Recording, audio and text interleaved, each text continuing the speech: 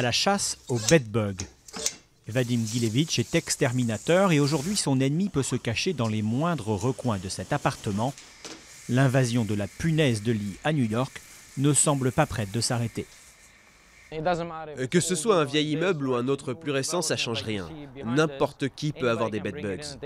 Cachée dans des vêtements ou dans une valise, la punaise de lit peut facilement voyager et infester des nouveaux lieux. Le parasite est attiré par la chaleur corporelle et les phéromones des humains, dont ils sucent le sang pendant leur sommeil.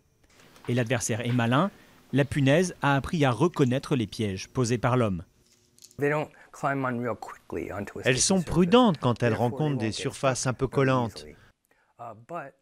En fait, elles ont appris à reconnaître ces surfaces et donc elles les évitent et préfèrent faire le tour.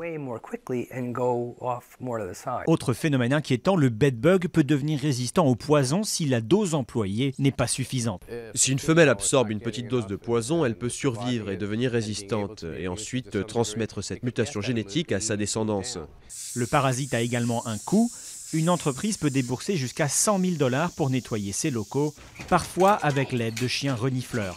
Des dépenses importantes qui sont loin d'être à la portée de toutes les bourses. Les punaises de lit sont très présentes dans les quartiers pauvres et chez ceux qui n'ont pas les moyens de les éradiquer. C'est un gros problème puisque cela a créé un réservoir de punaises prêt à envahir toute une région. Le meilleur moyen de combattre le bedbug reste la détection rapide de tout début d'infestation. Pour cela, il est conseillé d'inspecter régulièrement les matelas ainsi qu'un périmètre de quelques mètres autour des lits.